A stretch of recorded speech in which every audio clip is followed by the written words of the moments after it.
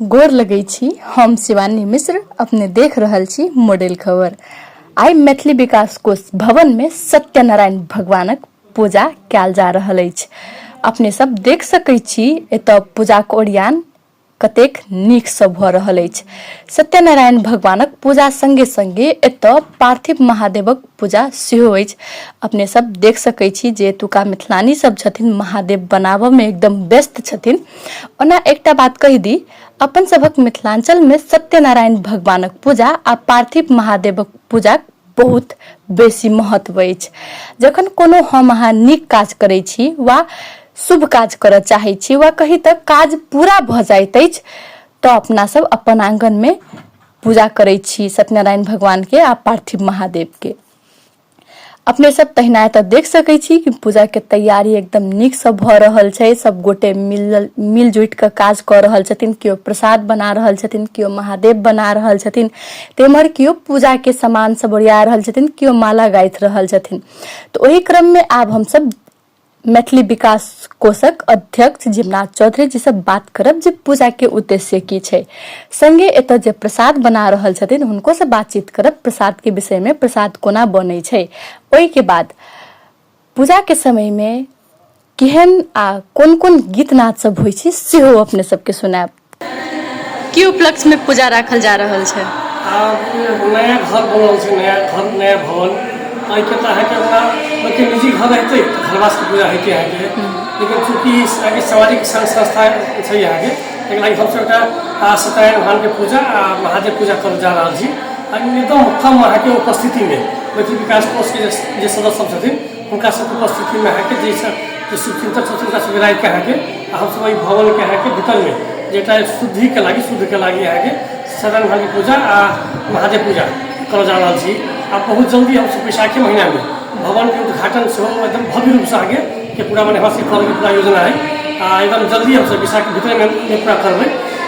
ताहि हेतु अहाँके तत्काल घर के हमरा सबके जे हिंदू धर्म के जेटा प्रचलन छै अहाँके जे एकटा पूजा होय वही तहत अहाँके हमसब वही परंपरा तहत पूजा करऽ जा रहल छी। अच्छा, योजना में की सब छै उद्घाटन के? उद्घाटन में तऽ हमरा सबके विश्व में अहाँके लगभग 2 दिवसीय कार्यक्रम करबै जाहिमे हमरा सबके अहाँके है कि राष्ट्र के अहाँके प्रमुख व्यक्ति सबके बजाकर आ वरिष्ठ साहित्यकार सबके सेहो बजाकर अहाँके भव्यता अहाँके साहित्यिक सांस्कृतिक कार्यक्रम सब सहित करैत अहाँके 2 दिवसीय भव्यतापूर्वक अहाँके उद्घाटन पूरा कयल जाय से हमरा सबके पूरा एक आयोजन करबै। मैथिली विकास कोष भवन के कार्य बाकी छै कि पूरा भऽ गेल छै?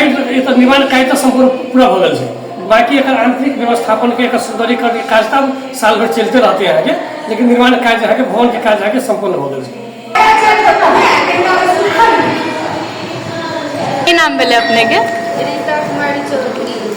एखन की बना रहल छियै? भगवान के प्रसाद सत्यनारायण भगवान के। की सब बनै छै सत्यनारायण भगवान के प्रसाद में? सूखा प्रसाद बनै छै और गीला प्रसाद बनै छै, काटि कऽ रखै छै, बादाम सुपारी पान सब होइ छै, पंचामृत बनै छै। अच्छा, सूखा प्रसादी में की रहै छै, कथी के बनै छै?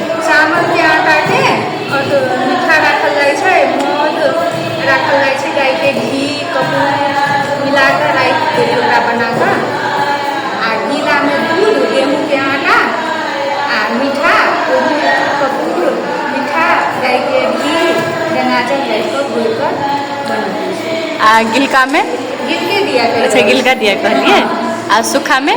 सूखा में कहलिए जे चावल के आटा रहै छै सूखा में आ घी रखै छियै, कपूर रखै छियै आ ओहिमे मीठा रखै छियै आ सबके दूध के छाली जे होइ छै से राखि कऽ मिला कऽ राखि दियै। अच्छा, एखन तक की सब बना लेलिए?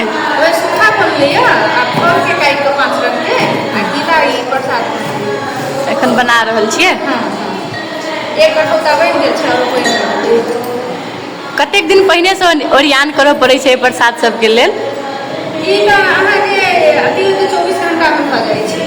24 घंटा? हाँ, 2 से 3 घंटा के मार्केटिंग में पड़ जाइ छै। अच्छा, सब अथी किनही पड़ै छै, घर में रहै छै कि ओहू सब भऽ जाइ छै?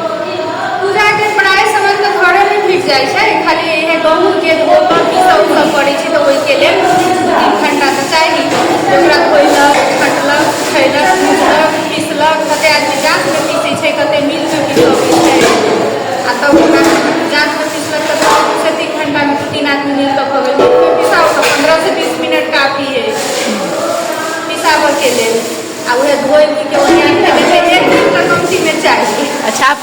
गई तैयार पूरा बन कंप्लीट होबे में? मुश्किल से 15-20 मिनट। 15-20 मिनट। हाँ, अब बहुत चीज़ है लग जाइए।